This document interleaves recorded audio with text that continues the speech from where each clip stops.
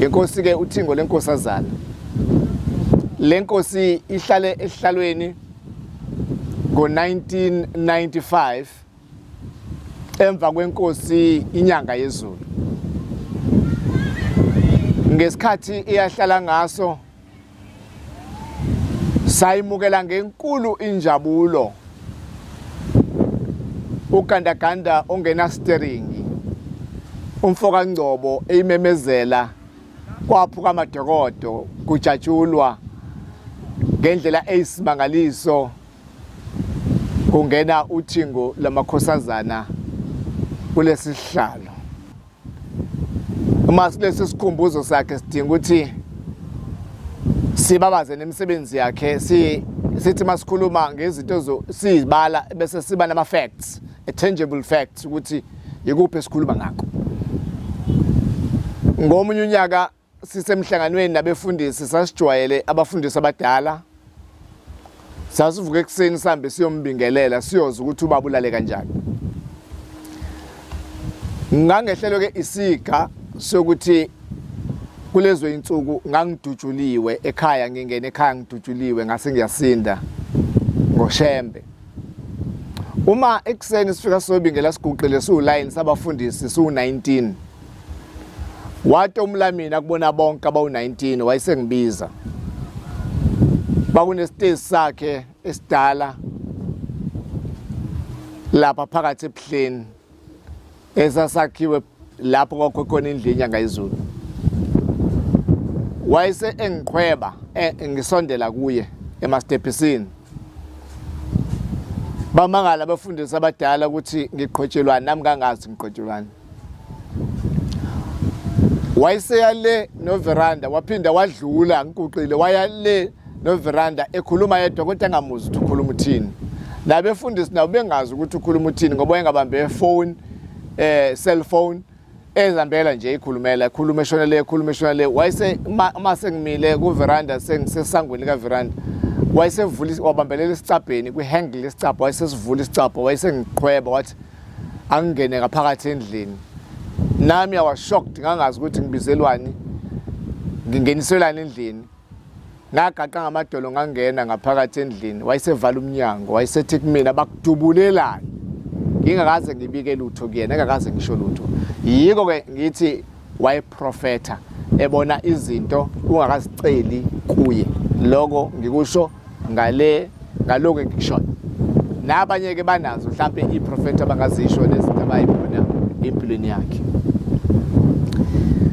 INkosi ke ebe ibathanda kakhulu abantu ikakhulu intsha. Ingane beyithanda kakhulu.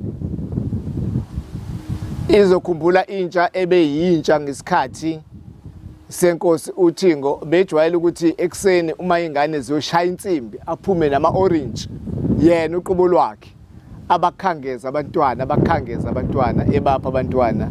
yeNkosi binothando ithanda kakhulu ingane ithanda intsha ithanda ikusasa la kuleli bandla. Kuzona zonke intshumayelo zakhe into bade bekhuluma ngenhlonipho, ekhuluma ngokuthula, ekhuluma ngothando, ekhuluma ngentethelelo. Lezi zinto ke abantu abaningi nabangamakholwa kulesi sikhathi esezibalahlekela. Uthando abasenalo.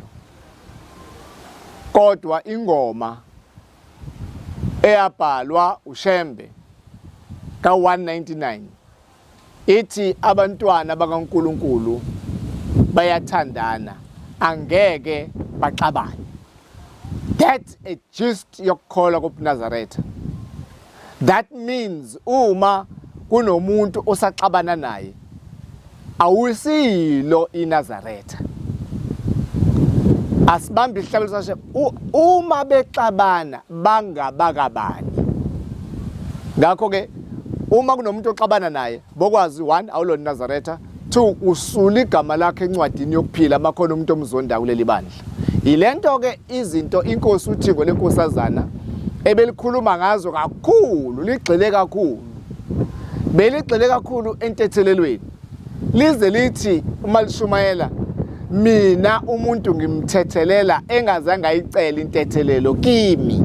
AmaNazaretha anawo lawo ma-DVD, AmaNazaretha awalalela lawo ma-DVD, kodwa AmaNazaretha kunabantu angabathetheleli.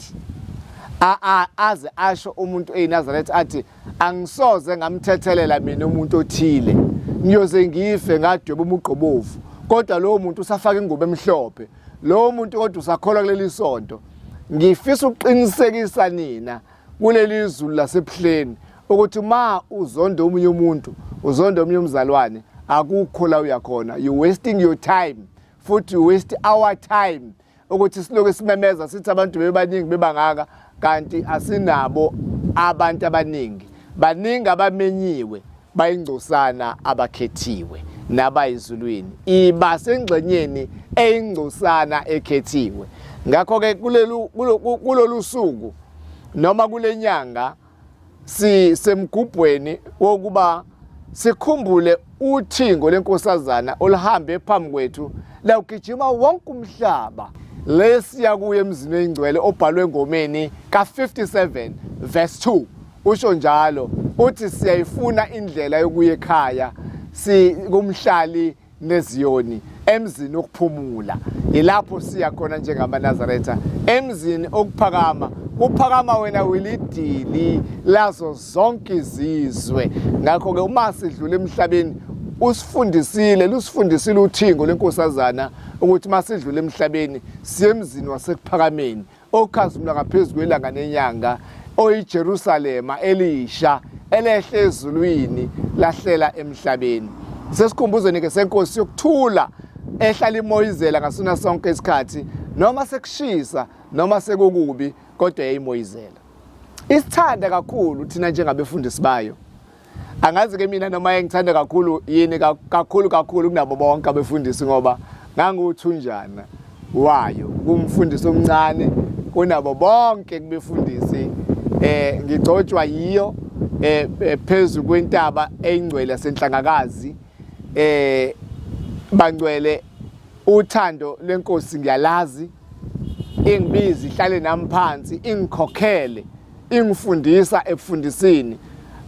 Yebo abefundisi abadala bangiluleka, bangiqeqesha, kodwa iNkosi iyona uqobo lwayo eyayingiqeqesha, ingifundisa, ihlala nami phansi, ingitshela izinto ukuthi angizenze kanjani, ingikhokhela futhi ukuthi angihambe kanjani, ngoba ngimncane ingikhulisa esikhathini lapho ishintsha khona ibhantshi. Hleze yiko abefundisi abadala nendlunkulu abathi cha, angikhulumele ibandla uma iNkosi isingelanga lenkonzo enkulu, ngelanga iNkosi lapho khona eyayitshalwa khona.